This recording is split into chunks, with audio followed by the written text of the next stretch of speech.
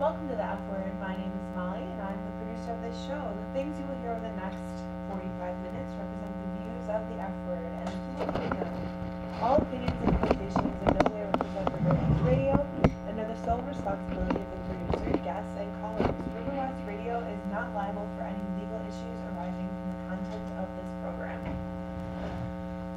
Well, starting off this show, we're waiting on a couple of our guests this evening, but we figured we'd start it off.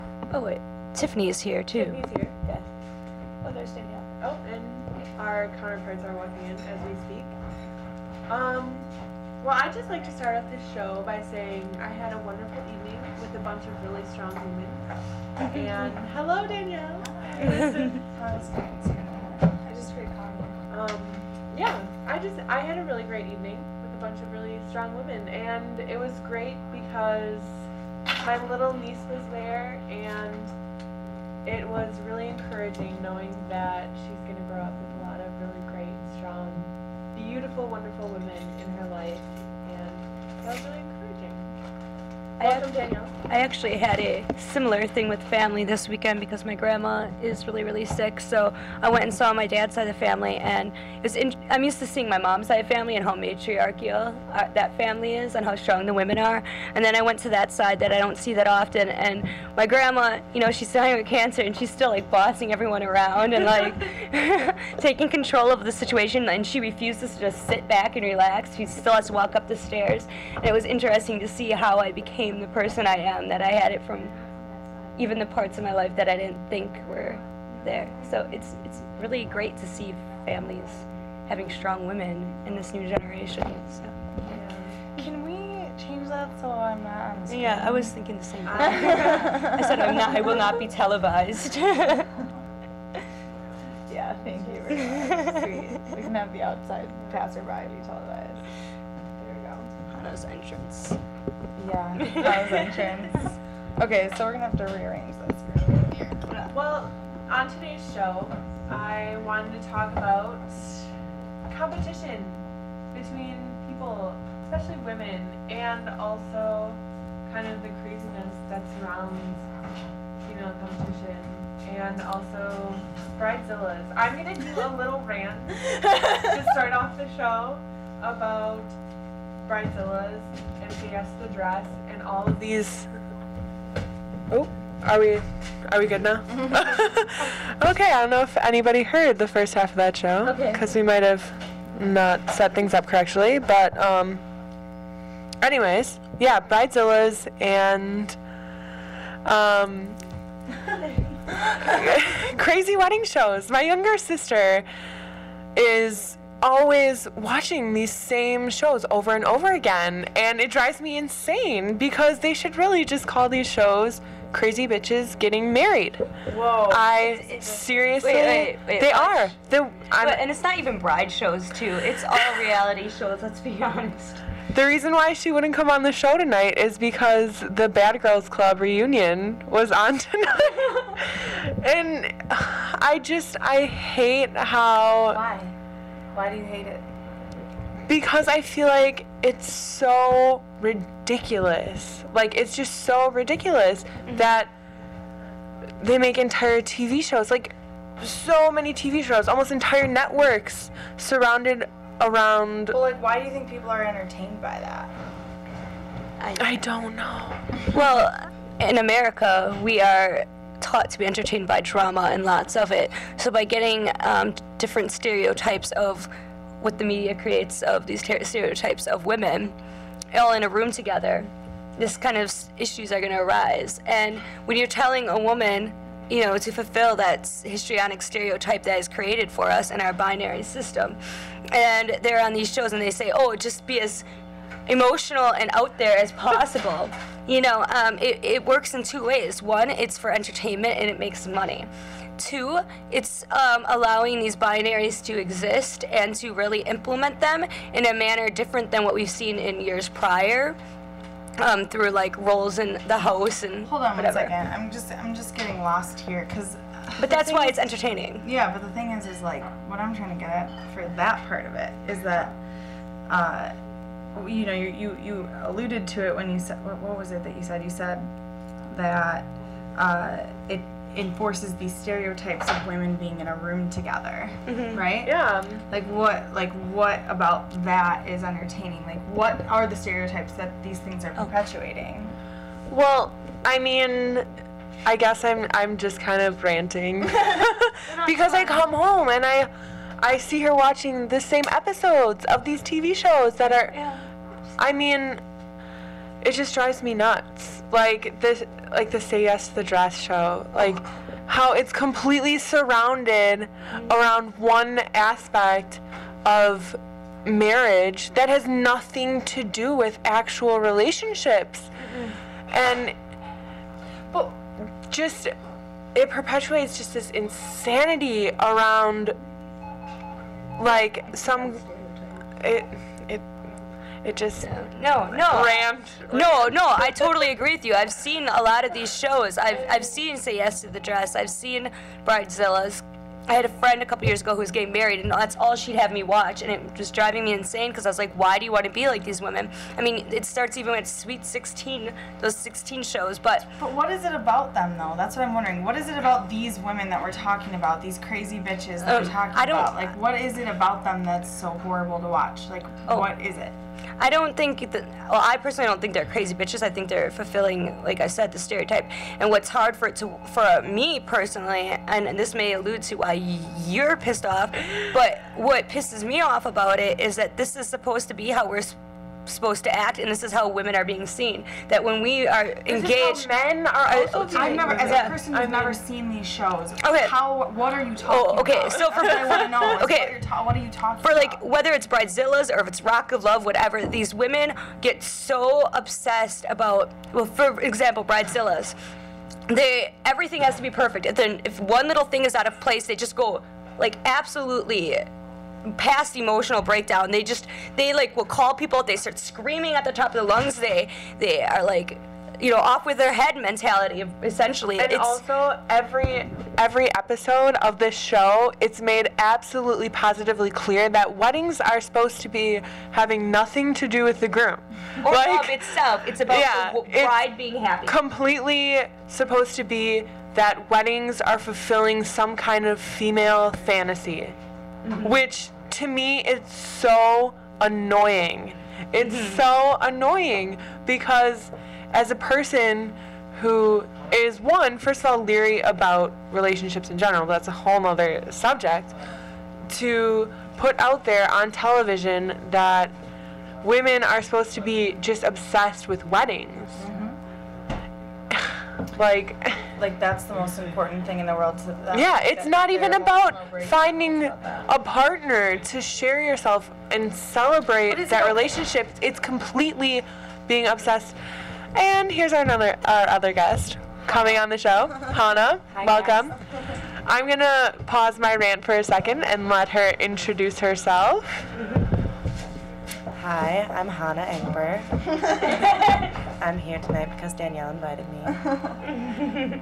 Welcome. Hannah made me really delicious food tonight. She made me pasta with salmon.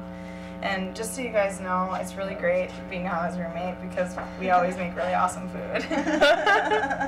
Among other reasons. Yay. Well, I'm going on a rant about Bridezillas right now and Say Yes to the Dress, and it's so ridiculous. It's like Say Yes to the Dress, and then it's Say Yes to the Dress Atlanta, which is a whole nother show. Just the same exact show in Atlanta. Like, I'm not really aware of this cultural phenomenon. Yeah. Well, I just want to make it aware. Okay, so we have different stages. Like, if we look at, I was just in one of my history class about gender roles, looking at like different, rituals for courtship and then to marriage. If we look at this, we have reality shows with these stereotypes of women for every step. We have, Rock of Love and Flavor of Love and all these crazy dating shows. Like, I'm not even saying like The Bachelor isn't even as bad as these other ones I'm talking about, but that's pretty bad too. And then you have the next step, where there's shows about them being engaged. You have like these famous couples that are living together and you're watching them being engaged and get married. Then you have like Bridezillas and the dress one, and then you get to see, oh, this is what women go through to perfect their perfect day. Yeah. We mostly watch Charmed at our house. No, I watch that too. These are shows that I've walked in on people watching or forced to watch. She, I think, is a similar thing with her sister. Yeah.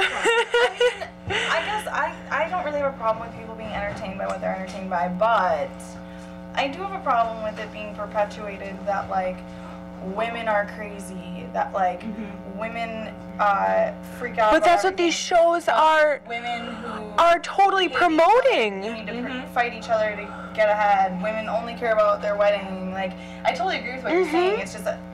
Well, I think that's what I like so much about Charmed, is that the women in this show are represented as, like, strong, powerful women that embrace their womanhood, their sisterhood, and it makes them more powerful. And they can only be that powerful if they're together. And it's a great show too, because you get to see them overcome the obstacles of really bad relationships and working together to get through them, and never ever. I mean, their demons. even in the beginning, you have Piper and Phoebe who are both after Leo, and they don't go and fight to the death for him. You know, like we see on these reality shows, they empower each other. They're like, "Hey, Piper, you're perfect for him. Go for it." Just wait until season 3. I've seen every episode numerous times. Don't tell me. Yeah, I don't want to know. We're in a really intense part of Charmed right now, but I won't give it away. Michael and I are in season 7. Oh, I'm in season. I Yeah, I'm in skipped- season 4. I Okay, let's skipped the let's. But The real world. Shoot, I spend more time in the Charmed world lately than in the real world. So. It's cool. We're doing that with 30 Rock. Anyway. New season of The Walking Dead? Okay, back to the Anyway. shows. I guess my big problem with these reality TV shows is just I don't understand how they're entertaining. Like, I watch them and I am not entertained. I'm annoyed and frustrated and really just annoyed and frustrated. But It's the drama. I don't know. Well, no, it really is the drama. And when you're talking about like bride shows in particular, you're taking this thing that is already put onto women at a young age, this fairy tale princessy wedding ideal, and then you're adding drama to it, so then people get entertained. And the dating shows, I think, really more so get people entertained because you're seeing these women fight over a man, which that's a whole nother. Woman hating woman. Yeah, that's when we get into the competition. Misogyny. Yeah, we're getting into the competition. This is a nice Yeah, seg that's into a- the conversation. Because I remember like 2005, back when I just got out of high school, I had a friend who used to watch like Flavor of Love and like Rock of Love and all those shows, and these women come on there and they're just fighting for these famous guys, and at the same time apparently Flava Flav was having babies with these other women while on the show, and Oh my God, really? yeah, and then women that were on the show, like New York or something, had her own show afterwards, and then the guys that came on that show had their own show, and it's these women that literally fight. They will actually get aggressive and physical, and they hate each other. It goes into the other topic that we want to talk to, which is the competition between women. So I just wanted to point that out, that's being produced into our society and put onto us as young women. That this is the behavior we're supposed to have. Problem. Yeah, we are supposed to be fighting with women to get a man. Forget about sisterhood. Screw that. Let's just fight for this one man who may or may not have a lot of money, who may or may Your not. existence is bound up by it. So misogyny, let's just throw it out there because I think this is a really important word. My mom said this to me actually recently. Don't hear me talk about my mom a lot 'cause she's really awesome. But she basically was just like, Danny, what you're dealing with is misogyny. And I was like, and she's like, you ever say misogyny? I'm like, well, I know what the word means, And she's like, yeah, well, I did a lot of studying on feminism and stuff in my more radical days, she always says, and she's just like, and misogyny was like, I never knew how intricate it was or how much there was to it, because I thought it was just like a guy thing, that guys just hated women. Misogyny means woman hating, basically, is what it means, okay? And it's defined differently based on where you are and what woman is defined as and who identifies as woman and XYZ. It's defined by so many different things. But the fact of the matter is that the meaning of the word is woman hating. And I always thought it was just a man thing, that only guys could be misogynists, you know? But then I started thinking about it, and that's what my mom said, but actually, Danny, like, a lot of women are misogynists as well. And people that identify with other genders and, you know, everyone in between has misogyny ingrained in them. So I just want to throw the topic out there. And you know, it's not uncommon for this to occur even within feminism itself. If you look at certain feminist theories, some that we've discussed before, and also liberal feminism, one of the basis of it is you know, derived off of the system that we live, which is independence and you know, just independence not just from men, but just pure independence for yourself, to be an equal person, to be able to get into the workforce, be able to work if you choose, stay at home if you choose, do whatever you want, right? To have the same opportunity as men. And this is something that was brought up in like one of the first classes of the semester in feminist theory class, and it was different types of liberal feminism and the theories that go with it. And one of it was talking about sisterhood in general, and why would sisterhood be somewhat of a problem with feminism in some instances, and that is because when you're looking at certain feminist theories that are derived off of independence, it's not just off of independence from men, it's independence from each other too. And that's why a lot of the issues that they work on don't get that far, and we need to instead have a mass grouping of women, and not just sisterhood, but even tighter than that, to be able to put up a front against the system that's putting us down. We shouldn't be trying to have this full independence from each other either. So when you're being brought up in a society such as a capitalist society, when you have to fight and step on each other to get to the top, and then you put in women into these groups that are mainly men, that's what's going to end up happening. The women are going to fight with each other to be able to hold that one spot that's open for a woman. Yeah, I mean, I definitely agree with that. I think the problem, though, with like liberal feminism is not so much have anything even to do with feminism. I think the problem with liberal feminism is that it frames feminism inside the same system we have, which makes us individualists and makes us, you know, just, like, instead of realizing that we actually do depend on each other. But I think that we as people depend on each other. I don't think it's just women depend on each other and men depend on each other. But I see what you're saying, Tiffany, about there being like, if we're ever going to change it, then we have to be organized, like as women, fighting for it. And men need to be involved with that too. It would make a bigger point when women are in a locked sisterhood, and then you have men who are coming from the outside who understand and help. Otherwise, it's just, you know what I mean? It's always good to have people. But I think what's more harmful in a lot of cases than outright misogyny is the more subtle chauvinism that is really, really common, and I think probably all of us can relate to that in our personal relationships, and it's really frustrating, and that's why we need to have our women friends to relate to and to like make each other stronger and build each other up, so we don't be constantly hearing, oh, you're just being a woman. Oh, you're just crazy. Nuts. You're being overly emotional. You're being all crazy. We hear all the time when we're not crazy. And even if they're being overly emotional, though, then it's a totally our different fault. story. Yeah, it's a totally different story. No, they hurt. You're not being dramatic. No, they hurt because we get dramatic and get mad at them for something they do. Obviously, this is a generalization, and obviously this is coming. No, we're just talking. We're talking about from ourselves. Yeah. We're not speaking on behalf of all women, but I'm sure.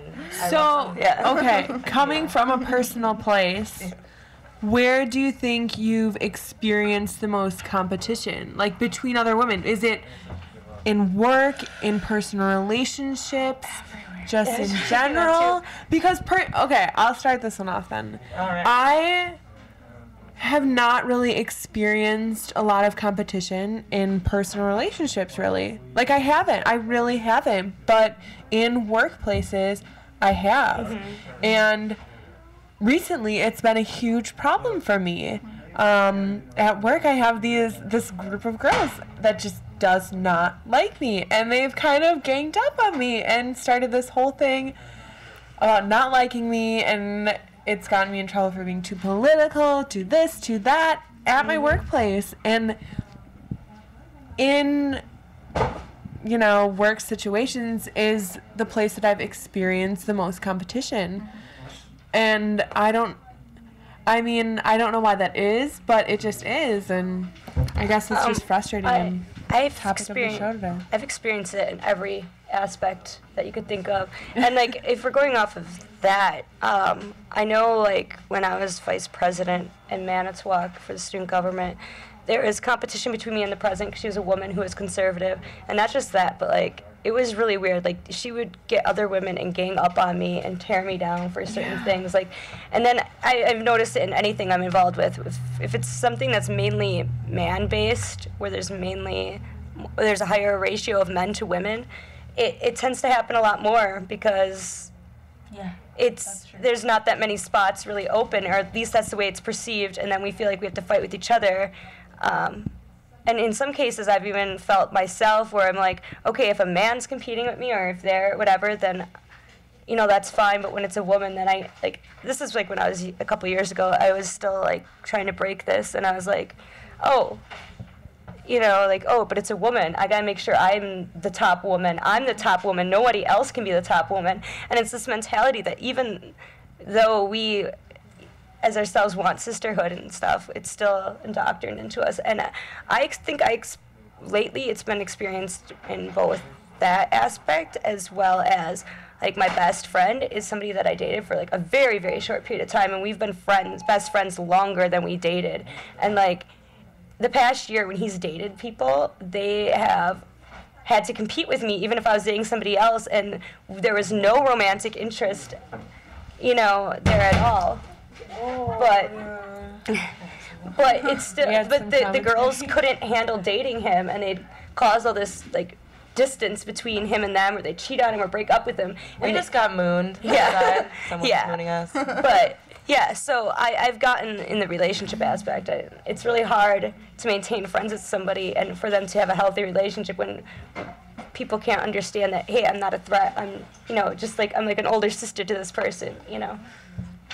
I think, you know, I can relate to this competition thing, and I think it is a societal thing that's kind of ingrained in us, because I'll catch myself doing it, and I'll notice myself being competitive with another woman, whether it's, like, in, you know, wanting someone's attention or, you know, in a work setting, whatever it is.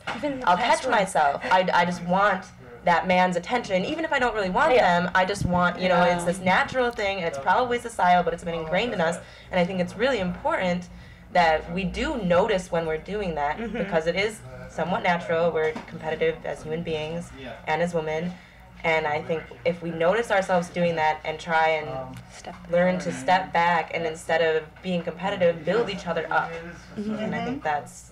I'm with you, Hannah. I am a very competitive person, but I actually tend to be more competitive with men than with other women. And it's actually really bad for the relationships I have with my male friends sometimes, because it's just you need to prove yourself, because of our position in society. I feel I need to prove myself. We need to do above and beyond what any man would have to do in order to be considered. I mean, all my life I've been friends more with men than women, and I've always had to.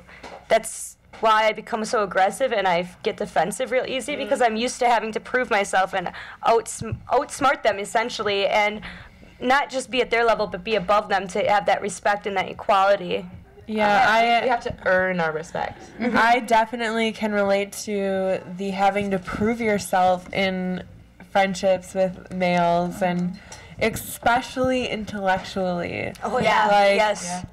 Logic. That is the thing I've noticed most about men, is that I'm friends with personally, is I felt really not taken seriously, just very easily brushed off intellectually. My opinion on just about anything sometimes. And I mean, it's given me a thick skin in some ways, but it's also kind of reflecting back. I feel like it's created a lot of insecurities for me intellectually. Yeah. Even doing the show, sometimes I get really shy. Like, I don't like to tell people. I'm like, oh, I'm doing the show. Yeah. None of my friends know, it's fine. No, You guys. I'm the same way. Yeah. And I've developed certain insecurities, especially with my intelligence. And I always felt like I had to have all these facts and theories to be able to back it up, and that's why I'm usually the person that has a theory thing, but it's only based, it's sadly that it was all started because I had to prove myself and my beliefs. Yeah, it's to the point where, like, I get so much anxiety about even writing papers, turning them into my professors, and Oh my God. Don't like, start about that right now. I have so many It's not papers. because we're not intellectual. It's not because we're not smart. It's because we don't think about things the same way, because we don't naturally conceive the world in the same way as men do, and therefore when we're trying to fit into this world that's dominated by them, we have to work harder at it and prove ourselves. And anyway. No, I wanted to throw in on that because it's interesting because I agree with that. And I know I'm going to get slammed for that, and I'm sorry, but like I do believe that people who are born as society treats as women are treated different. You know, they're treated differently. They grow up differently with a different way of understanding the world than people who are born being treated like men. Now, I want to throw in there that I understand that there's a gender binary. I get that, and I know that it's societally enforced, but in my opinion, who we are is because of the conditions that we grew up with, okay? So it's true. What Hannah said is true. We have a different understanding of the world than men do. That doesn't mean that men don't get emotional or men don't do any of the things that are labeled as female, okay? Or that all women are emotional. Or that all women are emotional, or that all women do any of this that stuff. we don't have any masculine traits. What I think what is important about what Hannah said is that it's a male-dominated world, and our way of understanding the world, which is different than men's, because we were raised differently than men were. And also because there is a basic biological difference between men and women. Frontal lobe. I study psychology. Well, no, if you look at the brain, certain areas are larger in women than they are in men. It's interesting. I don't know much about that part, but I'm just saying. Yeah. I just think I think what Where your she's saying emotions is really and dead stuff. on. I 'cause don't care if I'm going to be slammed for that. No, That's what I believe. it's scientific. It's societal, and it's... We are predispositioned with bigger area, a larger part of the brain that is about emotions and that type of brain processes. But my point with that though is that, like, if anybody has seen, I have been posting this because we've been really identifying with it lately, but Eve Ensler's I'm an Emotional Creature, she's talking about just basically the crazy girl paradigm is what I took out of it. My problem with that is not that only women get emotional or anything like that. I think that all people get emotional. I think it's a disservice to have the crazy girl paradigm, because what I've noticed, and I really have noticed this in a lot of relationships, is that when the man gets upset in the relationship, and I'm not just talking about romantic relationships, I'm talking about friendships, I'm talking about anything between a man and woman. When the man gets upset, he gets upset and he does his thing or whatever. But when the woman gets upset, she's crazy, okay? She's being crazy because she's reacting, okay? And high-level emotions are therefore crazy, you know? And then the way the man reacts to that is to get upset and blow it off and ignore it. Whereas when a man gets upset and a woman responds to that, we respond generally in a more nurturing way, trying more to understand. attentive And to we actually what believe in their emotions and want to understand their emotions. We confront it. What we do is we not just confront it to ourselves, but we're confronting them. Like, this is the problem. This is how I'm feeling. What can we do about it to move on? Well, a man, when they get mad, they just scoff it off and just walk away. But not all men. No, I will say I know some women who, you know, I don't know. It's back and forth, but it's for the most natural part. for us to have empathy. I mean, and it's like the way we experience the world is emotionally, generally speaking. And so when we're encountering someone else's emotions, we take that on. It's not just an intellectual thing for us. And I think that is part of the paradigm problem, though, is that men are labeled as intellectual and women are labeled as emotional. I think that's part of the problem, because I think I agree with you that, like, you and me and these ladies here, like, might experience the world in an emotional way. But, like, my brother, for example, he is, in my opinion, empathic. Like, he experiences other people's emotions so deeply, and he's so sensitive. But my brother has a lot of social anxiety issues. He can't be in crowds. He has a lot, like, even more deeply ingrained insecurities than I do, because he was raised as a guy, and guys aren't supposed to be like that, you know? So I think the paradigm problem we're having here is that emotional is women, intellectual is men. If you're emotional, you're not rational, and that all goes with. Let me try to break this down so I can get it in my own head correct. But the emotional is tied with feminine, and feminine is tied with weak. So emotion equals weak, therefore, and that's how it's, like, patriarchal, in my opinion. Is not. Does that make sense? Yeah, and there's no acknowledgement of emotional intelligence. Yeah. Like, being able to understand another person's emotions, where they're coming from, and empathize with that, and try and not put yourself in their shoes, but just understand where they're coming from. Yeah. And You understand situations better. You understand history better. You understand. We see the whole picture. Well, I wanted to point out two things. One, there's a difference between logical intelligence and then being rational or irrational.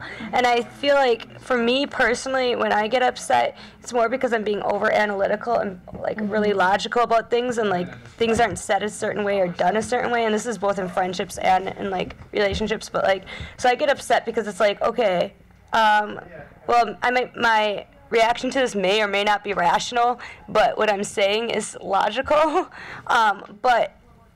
For me, I hold stuff in for a while, and then I let it go. So, like, I don't think I do it right away. Sometimes I do, depending on what it is, but for the most part, I keep it in for a couple weeks, and then it builds, and then I eventually, like, say something about it, and then it kind of can come off, quote-unquote, emotional or whatever, but men do it too. And, like, one of my closest friends, the friend I was talking about earlier, who's a man, he's way more emotional. I mean, I'm an emotional person, yes, but he's very emotional, and, like, he's sensitive, and, like, I'm the stronger one to some extent, and I feel like you can't really put the binaries purely on all.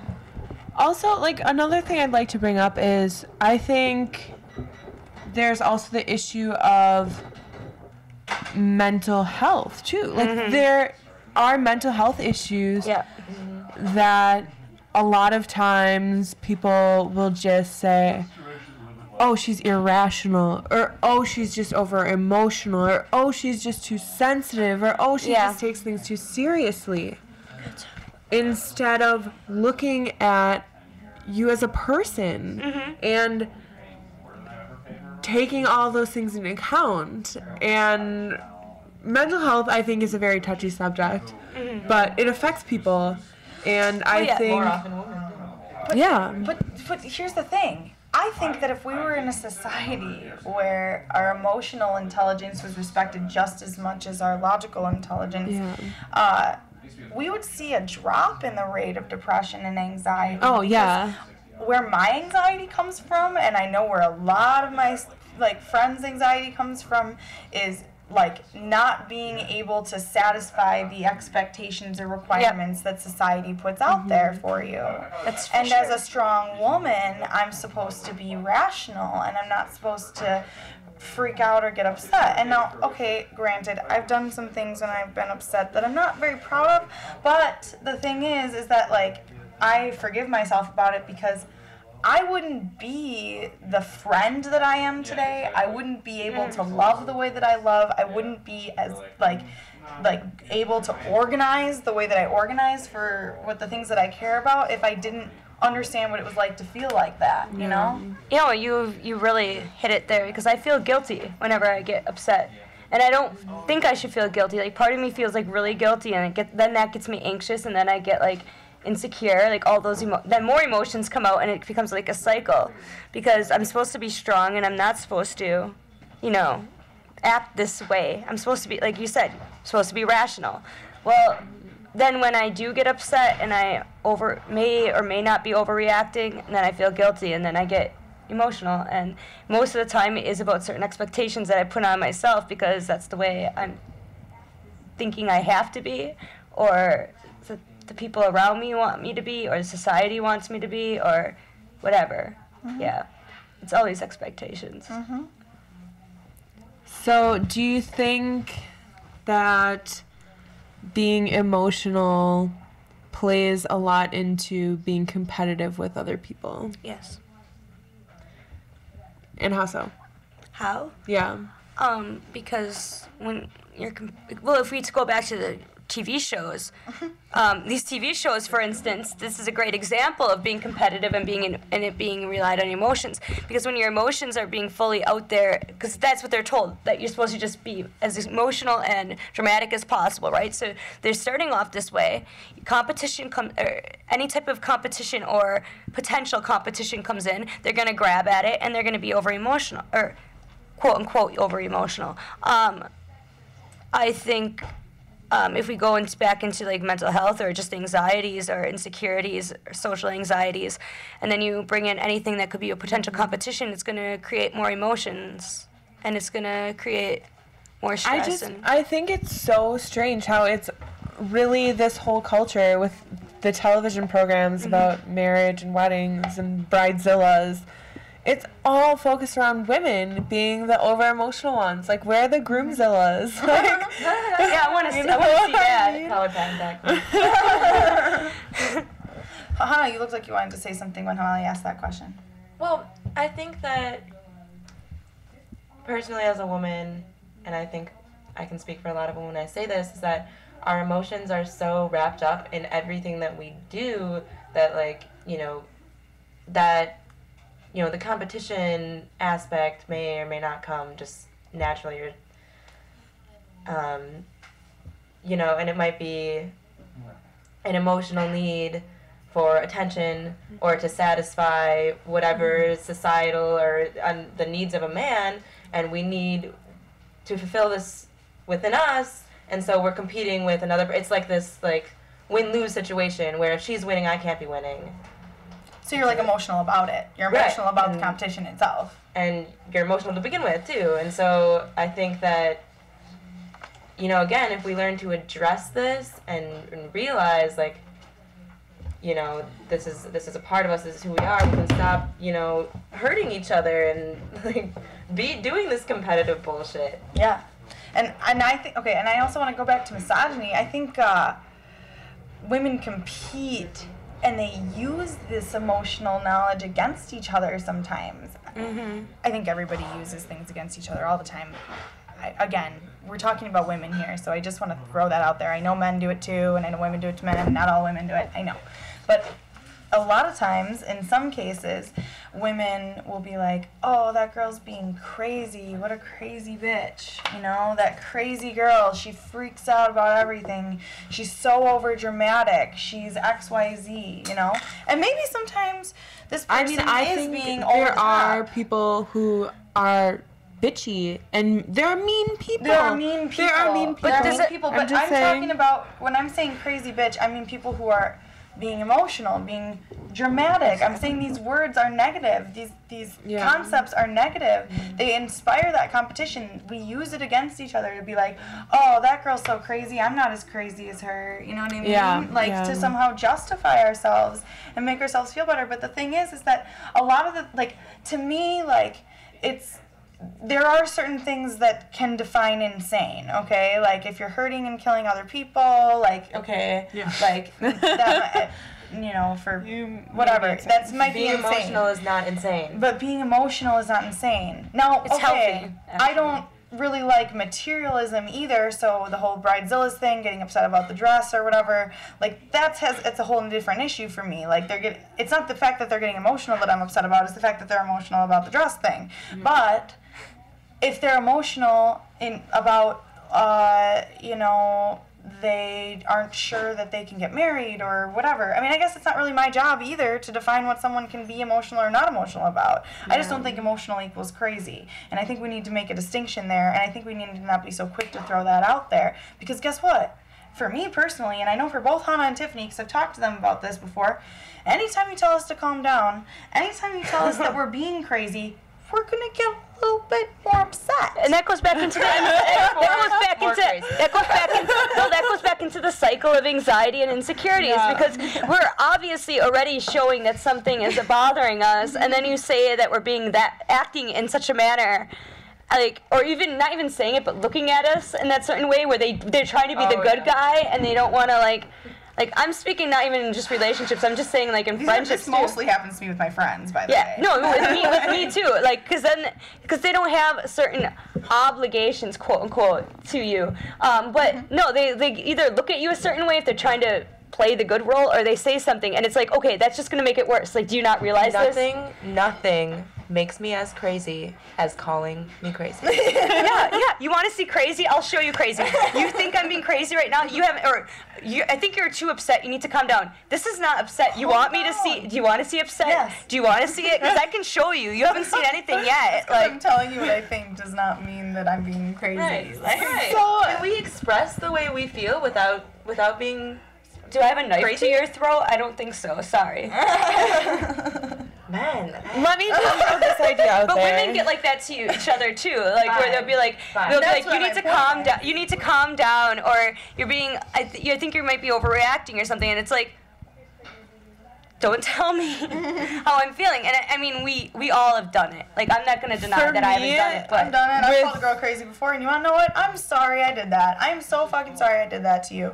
And I won't say your name, but I'm thinking of you. I'm sorry I did that too. well, actually, one of the people that I've called that to actually ended up being insane. So I don't. So that's a different the thing. But I didn't know. So now I feel bad. But like.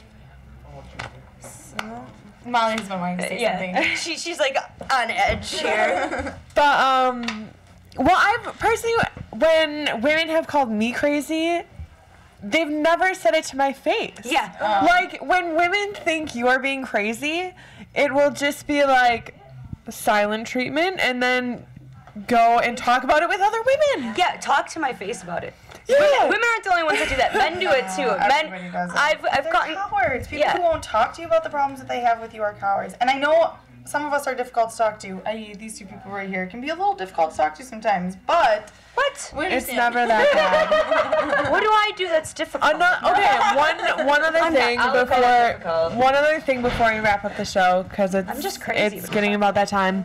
Is there healthy competition between, like, Yeah. the idea Yeah. of healthy competition? Yeah, but when you're doing it with women and random things in your life, and some of them are even subconscious, and you're being competitive, that's not healthy. But yes, there is times where it's like, okay, well, like, let's say you're trying to, I mean, I'm not a big fan of competition to begin with. I think everybody should be working together, but unless I guess, you're I don't know. Like, that's hard for me to athletic. say. I've got an example. So a few years ago, I was training for a marathon, and me and my best friend Marley used to go running together.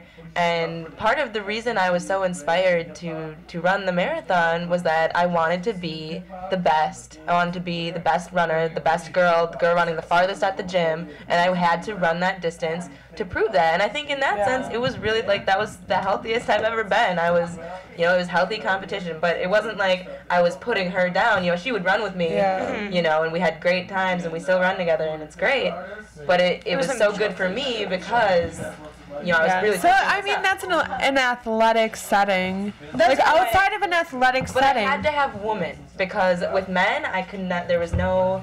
Whenever I ran with, I ran with my ex-boyfriend, and he was just so much better than me, and like got exponentially better right away that I couldn't even, like there wasn't the same sense of competition with him, and it was, I don't know. I guess Yeah. that's a little irrelevant. I mean, I think like games and like things like that, I mean, that's cool, but like I don't think that there's such a thing as healthy competition. Like, Yeah. I don't want to be competing with another woman for a guy's attention ever. Like, Yeah. I don't like Yeah. That to have me it. is the most Have it. uncomfortable feeling. Can I say what the worst thing is? so uncomfortable. The worst thing is competing with women about looks. Yeah. And Yeah. we do it subconsciously too. All the time. I mean, we do it with our friends. We do it with people we don't know. We could be in some random social setting and somebody we don't know show up, and then we compare. Like, I don't do it like as much, but I did when I was younger, especially in teen years. I feel like no matter what kind of teenager you were, because I was like the rebellious, I had to be anti everything that was the mainstream. I was so anti everything, I think I was anti myself. But like, no, it's a joke, but you know. But like the thing is like we still did it. I still did it. I'm not gonna deny it. And I still do. I still It's look at Hannah when she's half naked in her room, and I'm like, oh my God, her boobs are so much nicer than my boobs. And I'm like, no, I should be happy for her But that she she has didn't nice say boobs. this out loud, and I'm really glad to hear it now. well, and then don't we? comes out. And then you know if we I'm glad all of River West knows.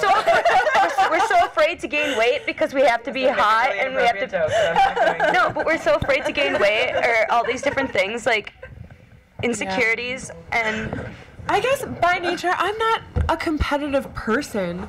So when I meet other competitive people, oftentimes I mistake that for being aggressive and mean. Yeah, me too. And it's hard for It me is- to understand. It is something like It is you need to aggressive, learn too. to control, because again, this all comes back to like you know, we're sisters. We should be building each other up. Like, Yeah. and when we do compete, it's not good for anyone. Stop being mean. You know. Though that's why I didn't tell you that your boobs were nicer than mine, because I was like, you know what?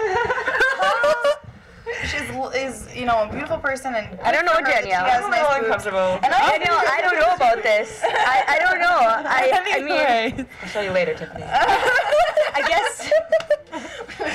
Switch it sides. Well, we're hitting We're on radio, so you guys can't see what's going on here. The 9-minute warning. So This. 9-minute warning. Last thoughts? yeah, Okay. let's give last thoughts, and I'll go first. Okay. I get to go first. she has- Haha. But no, just kidding. I guess my thoughts on competition is that it's just mean. Like, I really think it is. I don't, outside of any kind of athletic thing, I think competition really results in someone feeling inferior or you feeling inferior. Yep. And that is why you're competing with someone else. Or maybe not. Maybe you think you're just the best and want to make other people aware of how much better you are than them. I mean, like, I don't even know. I don't know. I just think competition is usually, almost always, generally mean-spirited in nature, and it sucks. That's my thought. For me, it's more of my biggest problem with it is thinking that people are trying to compete with me when I'm not trying to compete with them, and then I get emotional about it because I'm so used to people being competitive. But I think it just needs to stop. It needs to stop on a physical level. It needs to stop on an intellectual level. I mean, again, I usually compete more with men, and I think Danielle said she does that too, more with men. But it's either way, it's still wrong, and women need to stop, and we need to start joining together to look at what's really causing us the And oppression. men, women and men. Well, and competition, competition essentially, when it comes to women and when it's portrayed in the media and it's being pushed on us, it's to keep us occupied from what the real problem is, and instead of joining together and trying to overcome what is really oppressing us, we're fighting with each other and being occupied with unnecessary drama. So. Well, I think it's a really difficult process to stop competing with other women. Yeah. And I think we have to recognize that because we all do it. We all compete with each other, men and women. Yep.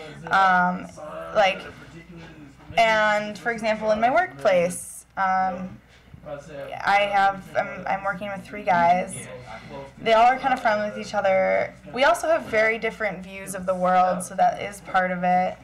But they like, I'm training with them, and so they have to give me answers on things, and a lot of times I don't agree with their answers. I think they're wrong, you know, because we're deciding like who's going to get what jobs and things like that. So a lot of times, you know, I decide that they're wrong, but the thing is that like I work with these people every single day, and I could start competing with them right there. Or I can take a breath, accept the answer, and just do whatever I want to do and not try to fight with them about it and try to prove myself, you know?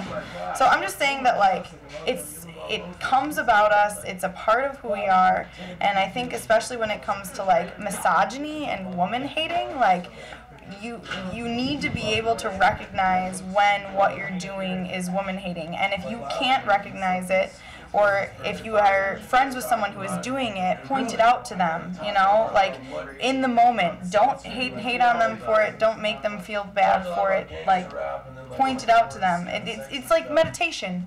You know, it's go back to the breath. Mindfulness go back in to the what breath. you're saying and how it's going to affect another person. Go back to the breath is the idea. You don't punish yourself for going off the breath, but you go back to the breath, and so you go back to not being a woman hater. And when you are a woman hater, you forgive yourself and you stop doing it. You stop yourself in your tracks. Sorry, just that's it. Yeah, and I agree, and I also think that, you know, it isn't as easy as just saying this needs to stop. It is really, it has to be a personal thing we take upon ourselves and, you know, really work on personally. You know, I also want to say, and I know I probably sound like all hippy dippy and lovey, and I'm repeating myself again, but I think what it really comes down to is like we need to just straight up love each other and like learn how to embrace the love that we have instead of trying to compete and hate. And I think we need to build each other up as sisters and as people.